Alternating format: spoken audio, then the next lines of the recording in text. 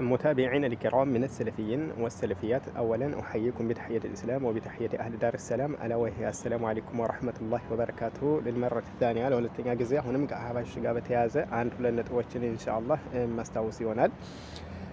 ሁለት ነጥቦች፣ አንደኛ ብዙ ጊዜ እንደሚስተዋለው አህባሾች ቁቡርይ ናቸው፣ ቀብር አምላኪዎች ናቸው ሲባሉ ለቀብር ያመች እንሰግዳለን ይሄርነ ለቀብር ስንሰግድ አይታችኋል የሚሉ ማምታቻዎችና አንዳንድ ቦታ ላይ ደግሞ የአህባሾች መሪ ማለት ነው። እዚህ ጋር አንድ ሁለት ነጥብ ላስታውስ የፈለኩት የብልግና ፊልም ወይም ደግሞ የዝሙት ፊልም ማለት ነው ለተመልካቹ አይጎዳም ቢመለከተው ስሜቱ ወደ ሐራም ካልገፋፋ ብሎ የተናገረበት ፈተዋልና እነዚህን አህባሾች የተቀጠፈብን ነው ብለዋል። ማለት ይሄ ድምጹ ተቆራርጦ እንጂ የለም ብለዋል።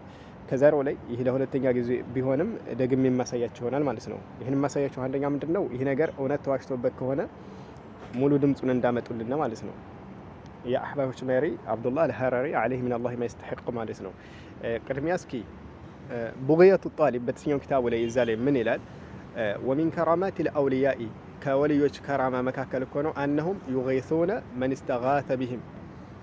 استغاث بهم በእነሱ የእርዱኝ ማለት የጭንቅ ጥሪን የጠየቃቸውን استغاث ያደርጉታል ይረዱታል አለ ወልዮች አለ። እሺ في الشدائد በጣም በችግሮች ጊዜ ማለት ነው። ولو كانوا بعيدين عنهم ከሰውየው ርቀው ቢኖሩም እንኳን እንደው በከራማቸው ያግዙታል አለ። ولو كانوا امواتا ይወዝጋል ቢበሉ ሙታኖች ራሱ ቢሆኑ فإن الله تعالى يقدرهم الله እንዲችሉ ያስደረጋቸዋል على أن يخرجوا እንደወጡ من القبور ከቀብራቸው ወጥተው فيقضوا ሊፈጽሙ حاجة ጉዳይ من استغاث بهم በእነሱ የጭንቅ ጥሪ ለለመናቸው መርሐባ ብለው ተቀብለው ዱዓውን ተቀብለው ሐጃውን ሊያስወግዱለት ይነሳሉ ከቀብራቸው አለ። ثم يعود ከዛ ይመለሳሉ ኢላ ቁቡርህም ወደ መቃብሮቻቸው ይመለሳሉ አለ። ወልዮችን የሚያደርጓል አለ። አንደኛ እስኪ ለዚህ ንግግሩ ቡግያቱ ጣሊብ አለ። ይሄ ሁሉም ስለሚያውቀው ማለት ነው። ኪታቡ ላይ አለ። አይከዱም እነሱ ኪታቡ ላይ እንዳለ እነሱ ታውል ነው የሚጠቀሙት። እስኪ ይሄንን ያለ ከቁርአን ወይ ከሐዲስ ወይ ከሰለፎች አቋል ማን ነው? እስኪ አንድ ብቻ ጥቀሱ። ይሄ አይነት ከሊማ ማን ተጠቀመው? ሐታ አሻዕራ ተብለው ከሚታሰቡት ራሱ ወደ ላይ ከፍ ካሉት ራሱ አይገኝም ማለት ነው። ይሄ ኢላ ከአህባሽ መሪ እንጂ ማለት ነው እና መሰሎቹ ቁቡርዬ ካልሆኑ በስተቀር ማለት ነው። አሁን ይሄ ግልጽ ባለ መልኩ ቀብር አምላኪ ናቸው የምትባሉት እኮ ከዚህ አንግል ነው። እነዚህ የሞቱ ሰዎችን ሄዶ ዒባዳ ማለት እኮ ማለት አንድን ሰው አመለ የሆነ ነገር አመለ ከሚባለው ሰውየው እኮ የግድ ሄዶ ሶላት መስገዱ ብቻ እኮ አይደለም። እሱ መለመኑ ራሱ ዱዓ ዒባዳ አይደል እንዴ? الدعاء هو العبادة على ملكتنا عليه الصلاة والسلام الله ملمن دعاء የሚባለው ነገር ዒባዳ ነው ብለዋል እኮ። ስለዚህ ልክ ሶላትን ከአላህ ውጭ ለሌላ መስገድ እንደማንችለው ሁሉ ዒባዳ ልመናንም ኢስቲጋሳንም ለአላህ እንጂ ከአላህ ውጭ ማንንም መጠየቅ አይቻልም። ከአላህ ውጭ ኢስቲጋሳ አንድ ሰው ቸግሮት እርዱኝ የሚለው ሰውየውን በሚችለው ሐል ላይ ነው። ያ ደግሞ በህይወት ሲኖር ነው። ይሄ ደግሞ ከቁርአንም ከሐዲስም ማስረጃ እንዳለው ማለት ነው። በህይወት ያለን ሰው ለምሳሌ እርቦን ከሆነ አብላይ ብለን ብንጠይቀው አንድን አካል ማብላት ይችላል ካለው ማለት ነው። እንደዚህ አይነት ነገራቶች ችግሮችን መፈታቻ መጠቃቀም እንችላል። ላኪን የሞተ አካል ሞቶ እኛ ራሳችን ከፍነን ነው መንቀሳቀስ አልችል ብሎ በወስደን ከፍነን ቀብር ውስጥ አስገብተን አፈር አልብሰን ነው እሱ ራሱን ማልበስ ያልቻለ እንዴት ብሎ የኛን ትላልቅ ሐጃዎች ይሸፍናል ተብሎ ከሱ እገዛ እንዴት ይጠይቃል?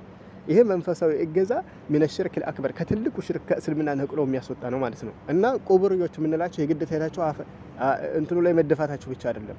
ያንም ያደርጉም እኮ አሉ። ለዛው ያንም ያደርጉ አሉ። ግን ይሄ የአብዛኞቻቸው ስራ ስለሆነ ነው ማለት ነው። መርሐባ። እስኪ ለዚህ ምን ማስረጃ አላችሁ? ከቁርአን ከሐዲስ ነው።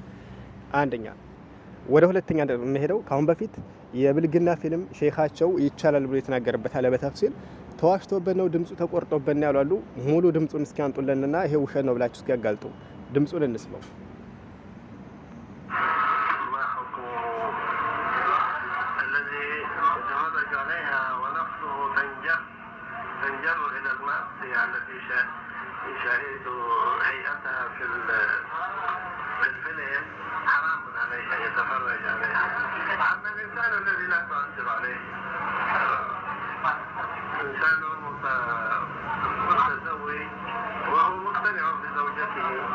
نفسه لا تحدثه مهما رأى أفلام خلاعية لا تحدثه نفسه أن يفعل هذا يطبق هذا الفعل الحرام.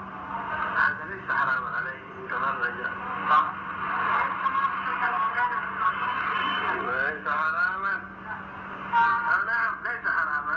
هذا يرى المرأة حقيقتها شخصها الحقيقي لا إنما هذا خيال.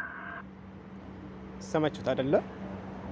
ግልጽ በሆነ መልኩ ያላገባ ሰው ከሆነ የሴክስ ፊልም ሲመለከት ወደ ሐራም የሚወስደው ከሆነ አይቻልም እንለዋል አለ። ላኪን ተመልካቹ የሴክስ ፊልም የሚያዩ የሆነው አካል ሚስት ካለው ስሜት ቢያስቸግረው እንኳን ወደ ሚስት ሄዶ እንትን ማለት የሚችል ከሆነ ለይሰ ሐራመን አለ። አረህ ምንም ችግር የሌለው ነገር ነው መመልከቱ። ምክንያቱም እያየ ያለው ምንድነው አለ ራሷ ዛቷን እኮ ያቺ ሴት ለምሳሌ ሴክስ የምትሰራውን ሴት አውዝ ብላ እንደው ቃላት እንኳን መጠቀም እኮ ይከብዳል። ሐቂቃ ግዴታው ነው ብነ ነው ማለት ነው ቀስበን عني እና ሴትየዋን ሲመለከታት ራሷን ዛቷን እያየ ሳይሆን ይሄ እንደው እንትን ነው እንደ ብዥታ ነገር አለ አይደለ የሆነ ስልክ ላይ ተሰውራ ስለመጣች እንጂ እኮ ራሷ ቦታው ላይ ሄዶ አላየም። ስለዚህ በስልክ በስተኩል ማየቱ ምንም የሚጎዳ ነገር የለውም ማለት ሐራም አይደለም ማለት። ይሄ እንግዲህ አንድ ረጭቶ ከሄደው መርዞ ይሄ ነው ትልቁ። ላኪን ይሄንን ማለት ነው ስህተት ነው ብለው አዎ ተሳስቷል ብለው እርማት መስጠት እንደሚገባቸው እነሱ ምን ይላሉ? አይ ይሄ ንግግሩ ተቆርጦበት ነው እንደዚህ አላለም ብለው ይዋሻሉ ማለት ነው። እንደዛ ከሆነ እስኪ ሙሉ ከወደናንተ ሙሉ ካላችሁ ይሄ ውሸት ነው ብላችሁ ያገባም ሰው ቢሆን ስሜቱ ወደ ሚስቱ እንትን ማለት የሚችል ቢሆን አዎ ማየት አይችልም ያለበትን እስኪ አንድ ቃል ታሳውቁናላችሁ ማለት ነው ኢንሻአላህ። ምክንያቱም እንደነዚህ አይነት የአህባሽ ማምታቻዎች ሜዳ ላይ ስለሚሰራጩና የሰለፊይ ወንድሞች ኡስታዞችን ስለሚያስዋሹ ማለት ነው ማን ውሸታም መሆኑን በማስረጃ ማየት ስላለብን ብዬ ነው። ወደፊትም ሰነስተምር ضد الأحباش። السلام عليكم ورحمة الله وبركاته።